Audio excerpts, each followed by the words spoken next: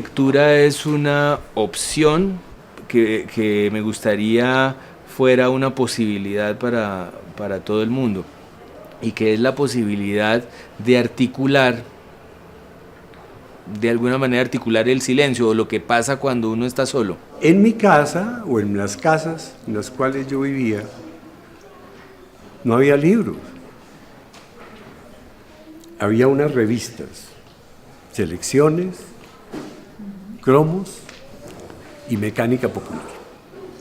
Esa era la biblioteca de nosotros. Yo sabía que existían los libros, obviamente, pero no tenía acceso a ellos.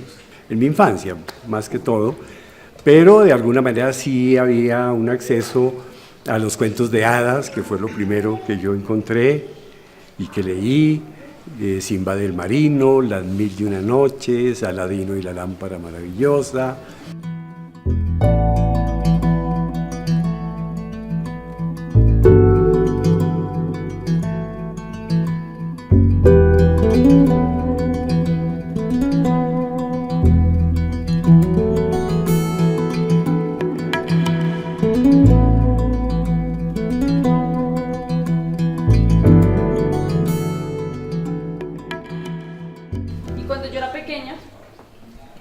La verdad es que no tenía muchos libros en mi casa. Tenía 3 libros. Tenía este libro, que se llama El Tesoro de los Tres Hermanos. Bueno, y tenía este de Rafael Pombo. Me encantaba leer mucho Simón el Bobito, La Pobre Viejecita y Juan Matachín. Crecí en una casa con biblioteca. Eso es importante, que los libros estén allí para uno. Y yo me acuerdo que cuando yo tenía unos 9, 8 años, cogí Relato de un náufrago de Gabriel García Márquez. Lo abrí y empecé a mirar a ver de qué se trataba. Y yo me acuerdo que mi mamá entró al cuarto un par de veces a ver, pues como dijo, ¿y este qué hace leyendo un libro de García Márquez? Y yo me di cuenta que mi mamá estaba como contenta, como que le dio felicidad de verme haciendo eso. Y yo me acuerdo que yo seguí leyendo porque yo sentía que estaba haciendo feliz a mi mamá, que yo le estaba como regalando felicidad. Y ya en un momento pues te olvidas de tu mamá y te pegaste del libro. Imagínense que antes no existían los libros. Las historias viajaban así, de voz en voz, de oreja en oreja, hasta que se inventaron las imprentas y los libros. Porque yo cuando chico, cuando tenía la edad de estos niños, nunca había visto un libro álbum. No había leído Donde viven los monstruos, no había leído a Anthony Brown, ni a Mitsuma Sano, no había, bueno. En la universidad los empecé a encontrar y empecé a estudiarlos, empezó a gustarme todo esto. Y así, pues me volví el ilustrador que soy. Para contar mi relación con los libros, pues yo debo contar que yo tuve relación con ellos mucho antes de saber leer. En mi casa había muchos libros, porque mis padres eran profesores de la Universidad Nacional, también Universidad Pública. Eran profesores de Bellas Artes y de Historia del Arte. Y para mí los libros fueron importantes mucho antes de saber leer. Y entonces yo empecé a tener con los libros inmediatamente una relación muy fuerte. Me metía dentro de los libros de una manera muy envolvente. Encontré ahí un mundo que me fascinó y me gustaba más que el mundo mío. Hay muchas formas de contar. Hace muchos millones de años, los hombres se reunían así como nosotros estamos reunidos, ¿alrededor de qué? Del fuego. Y entonces, pensando en las historias, he traído un libro y esta es una de las historias quizás del mundo. La sensacional historia del mundo. ¿Qué habrá pasado? Algunos científicos cuentan que el universo explotó. Yo me acuerdo un libro que era La Montaña Mágica de Thomas Mann, pero en una edición como de Bruguera, que tenía una casa como en una montaña, como en medio de una tormenta. Esa era la portada. Y yo la veía de niño, yo todavía la tiene mi padre, pero yo me acuerdo de niño mirar esa portada. Y claro, era lo único que me decía algo, esa imagen, porque yo no sabía todavía leer. Pero miraba yo eso y decía, qué cosa tan increíble debe haber acá. Mi papá compró una biblioteca que era modular, plástica, era de plástico, y era con una especie como de fichas plásticas, así como una especie de ladrillos que tenían unos chuzitos. Y yo me acuerdo, yo estaba muy chiquito, yo debía tener unos 5, 4 años. De pronto yo me levanté y vi que mi papá estaba jugando con una Estralandia gigante. Voy a hablarles un poquito de mi biblioteca. A ustedes les gusta mucho venir acá a la biblioteca y cada uno de ustedes tiene una biblioteca de pronto en sus casas. No. ¿Sí? Unos no, otros sí. Pero poco a poco uno va haciendo la biblioteca. Dime. En la casa de mi abuelita hay una biblioteca, pero pegadita. Pegadita, pero la biblioteca no es en sí este mueble, sino son los libros que tú tengas. ¿Tú tienes libros? No, ¿tú tienes libros? Poquitos. En mi biblioteca personal está todo mi trabajo, pero está toda mi inspiración. Creo que no consigo la vida sin un libro que me acompañe. A donde vaya tengo que tener una libreta para escribir y un libro para leer. Mi biblioteca personal es un caos porque nunca está organizada o casi nunca. Y también es una especie de arqueología de mis gustos desde que tenía 18 años hasta ahora. Conocí las aventuras de Tom Sawyer, Oliverio Twist, Sandokan. Empecé a tener ya una relación más cercana con los libros cuando a los 15 años ingresé a la Escuela Nacional de Arte Dramático en el Teatro Colón. Allí había una biblioteca, entonces ya empecé a conocer autores desconocidos para mí y que me han abierto muchos universos de lectura. Yo tuve un problema gravísimo durante mi adolescencia, pues, muchos complejos, sobre todo físicos, porque yo era muy jovencito, como a mí me subieron de curso, porque ya sabía leer, y además ya era muy joven cuando entré. En cambio, en el mundo literario me sentía libre, feliz, absolutamente, era quien era con toda libertad, no tenía que dar ninguna explicación a nadie, y me sentía muy feliz. Y así empecé a leer para mí lo más importante durante mi adolescencia, que fue la literatura colombiana y latinoamericana. Y esta es la historia, o bueno, es el recorrido, se llama El viaje de Dano. Es el recorrido de un personaje que llega, voy a mostrarles aquí, llega a una isla y se va adentrando a esta isla. En cada página él aparece, ¿dónde está acá? Y la idea es como ir buscándolo y ver qué es lo que va haciendo él. Ah, bueno, acá va. Se va adentrando y se va adentrando en la cultura de esta isla. Si yo fuera elefante, así, ¿saben cómo hacen los elefantes? Barritaría hoy, se llama barritar. Como acá, Así. Si yo fuera una cabra, una cabra, una cabra. Si yo fuera una cabra, así bailaría hoy. Escogí libros, creo que han marcado ciertos momentos de mi vida. Me falta uno que ya no existe, que es el primer libro que recuerdo, que es un libro en el que uno podía hacer diferentes personajes. Entonces es un libro partido en varias partes, argollado. Entonces, por ejemplo, era un vampiro. Entonces uno le quitaba la cabeza al vampiro y aparecía Frankenstein. Y así uno iba haciendo como diferentes personajes y pues posibilidades. Y era un libro, un juguete, de alguna forma era un juego muy divertido. Pero bueno, ese libro lo perdí hace muchos años y no lo encontré. Surgieron un montón de preguntas entre los padres alrededor de cómo uno se hace, qué es lo que quiero para mi hijo, que cómo hago para que lea. Que la biblioteca de uno es de uno, ratos nosotros tenemos que ir construyéndola en la vida. Al llegar acá a la biblioteca me encontré con pues como con los cómics que habían en la colección y pues decidí hablar un poquito de qué me gustaba de ahí. Seguí con un taller pues que se hace, digamos, entre los historietistas que he conocido, pues es como lo normal, un mini fanzine de 8 páginas, que es que con una sola hoja se elabora una historia a modo de pequeño libro, folleto, que se puede fotocopiar y que es como muy fácil de manipular. Digamos que hay otro tipo de ejercicios, pero son más como especializados y que requieren como mucho más tiempo y trabajo.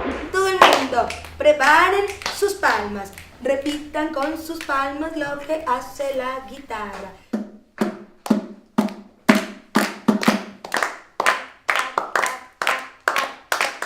La la la la la la la la.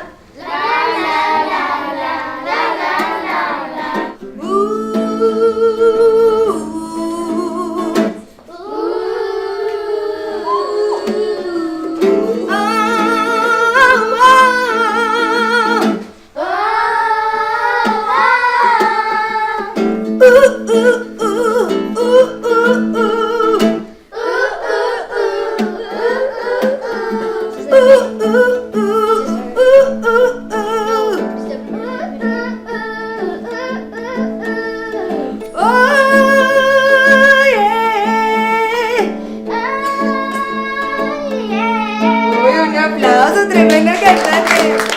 Pobres feos dinosaurios se murieron hace tantos años por la culpa de un meteorito. Solo quedaron sus esqueléticos. Pobres feos dinosaurios se murieron hace tantos años por la culpa de un meteorito. Solo quedaron sus esqueléticos. Un aplauso porque cantan muy bonito. Hice una novela gráfica de tesis que se llamaba El Trasteo. Fue el proyecto en el que yo, de manera gráfica, conté mi historia de mi vida, cómo me había cambiado de carrera, cómo había tenido novios cuando era chiquita, cómo había tenido novias cuando era chiquita, y encontré cómo en este libro la mejor forma de poder explicar las cosas, y fue un proceso larguísimo, porque yo tuve que entender cuando estaba haciendo este libro qué era lo que yo quería para mi vida y cómo era que quería vivir mi vida. Leí en el año 99 una biografía de José Asunción Silva que se llama El corazón del poeta, que es un gran libro, a mi modo de ver, uno de los grandes libros de historia de Colombia que uno puede leer, de Enrique Santos Molano. Lo que sucede con el libro es que luego de reconstruir sus antepasados, la vida de Bogotá en el siglo XIX, hasta el momento de su muerte, él le dedica las últimas 200 páginas a aportar pruebas a la idea de que él no se suicidó, sino que lo mataron. Y a mi modo de ver, lo prueba.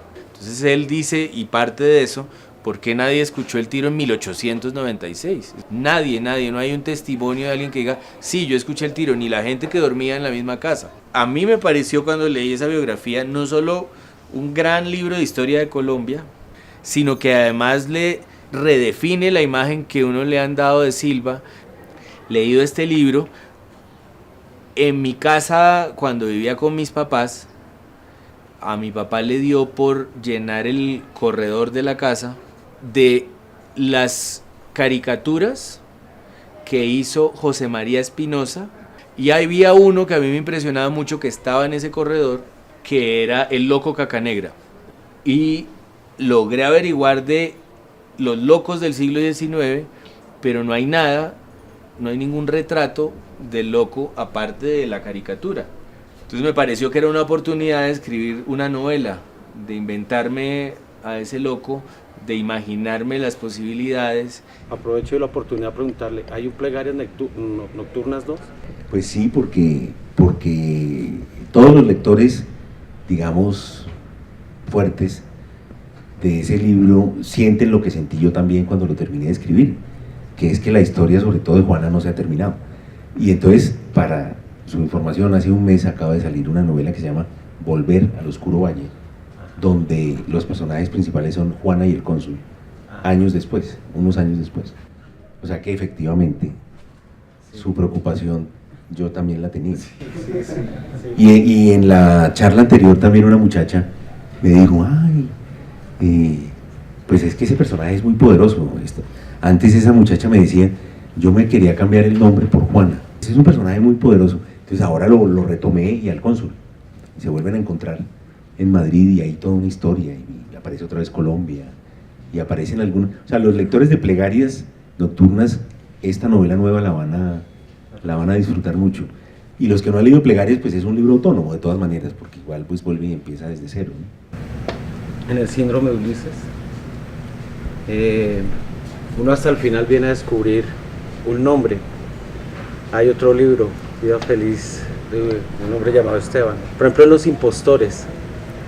¿Hay en su vida algo así como ese libro que está buscando, que está escondido, que quiere aún traer de allá al fondo de esa parte que tiene el escritor, que sabe que todavía o sigue en esa búsqueda? Porque en el síndrome de... Interesante, nunca lo había pensado así.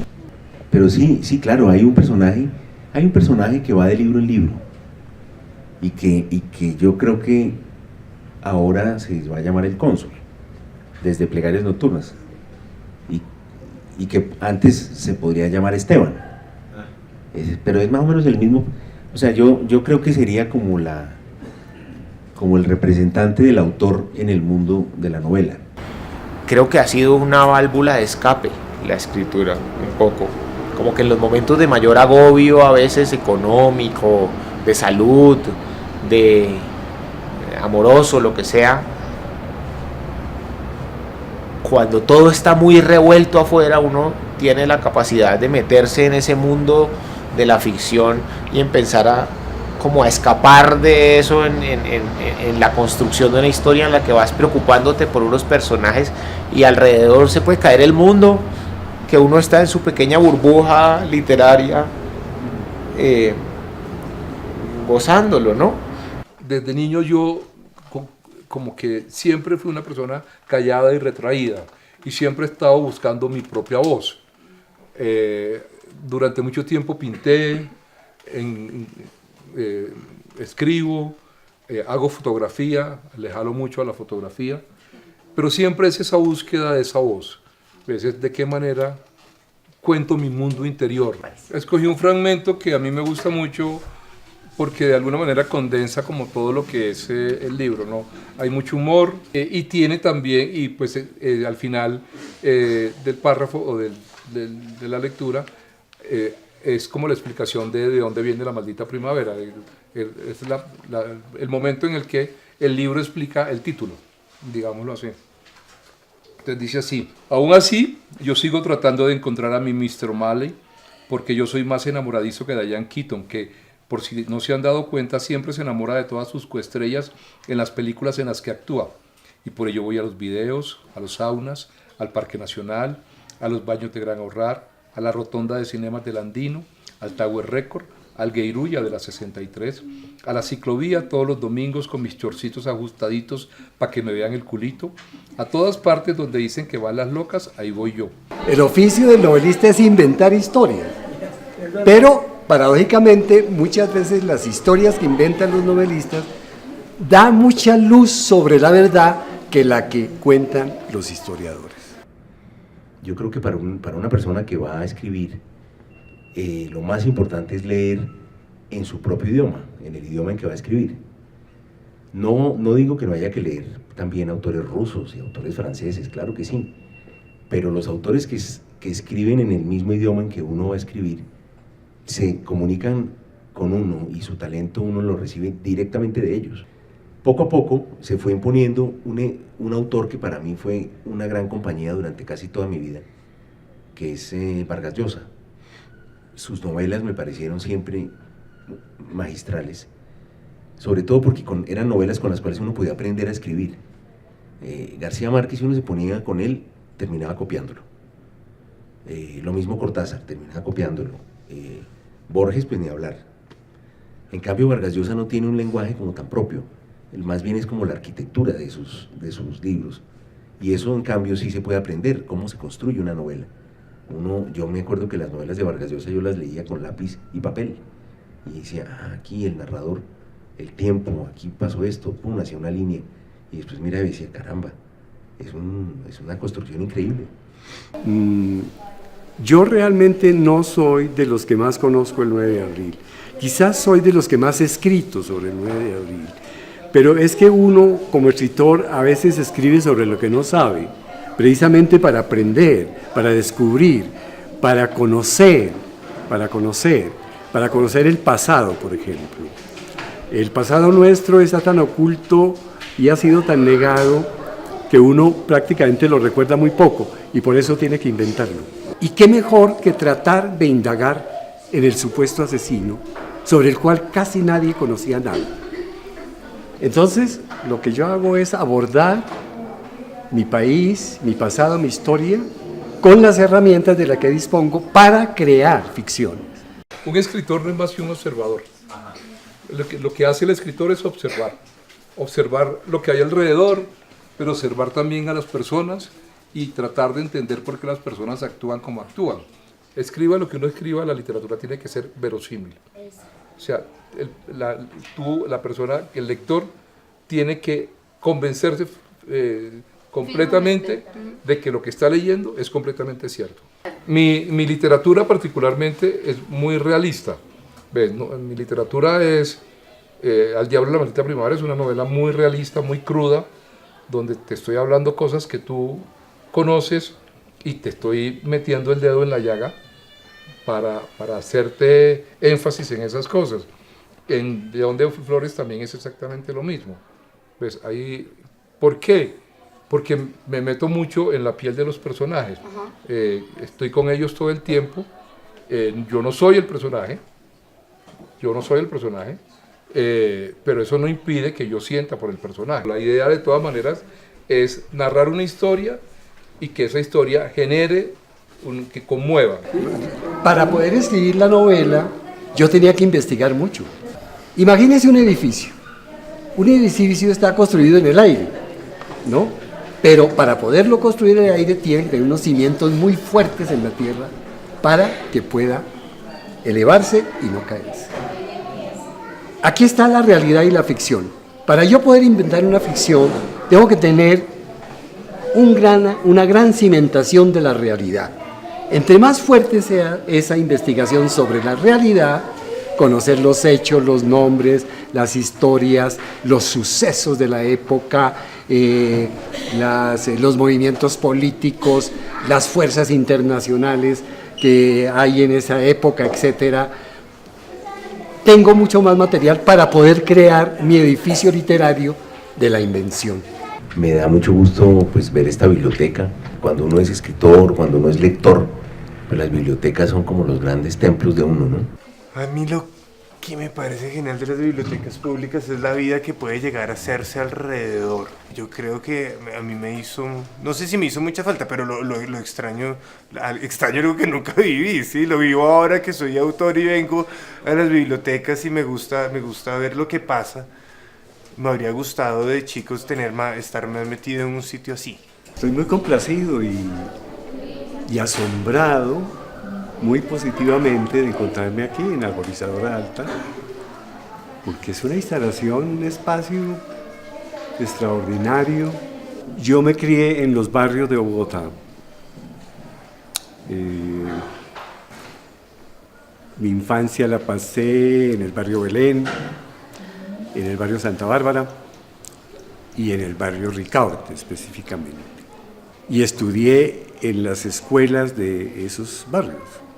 Y allí en estos sitios nunca había habido o nunca hubo espacios como estos. Pues gente como yo no tuvo ese tipo de recursos, de ventajas. En ninguna parte existía la Biblioteca Nacional. Estos espacios son